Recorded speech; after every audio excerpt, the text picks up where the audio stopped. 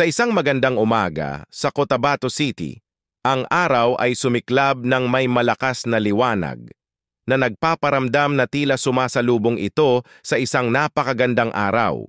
Sa mga kalye, ang mga tindahan ay nagbukas na at ang mga tao'y nag-aalisan na upang magsimula ng kanilang mga gawain para sa araw.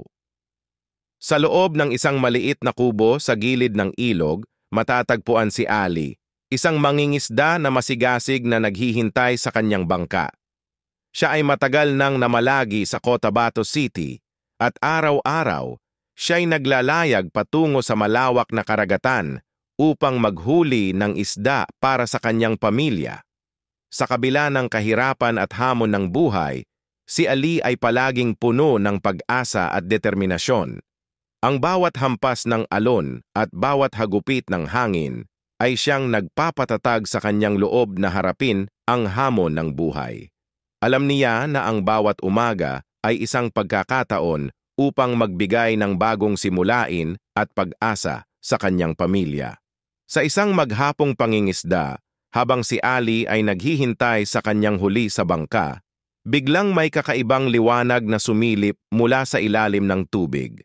Siya'y nagulat at nagtataka, ngunit sa halip na katakutan, siya'y nagsilbing mga mataas ang loob. Sa kanyang paghila, isang mahalagang mga artifact mula sa kasaysayan ng Cotabato City ang kanyang nadiskubre.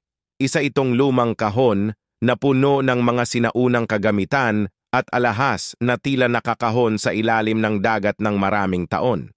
Ang nangyaring ito ay hindi lamang isang natatanging pagtuklas, kundi isang simbolo ng pag-asa at kagitingan sa puso ng Cotabato City.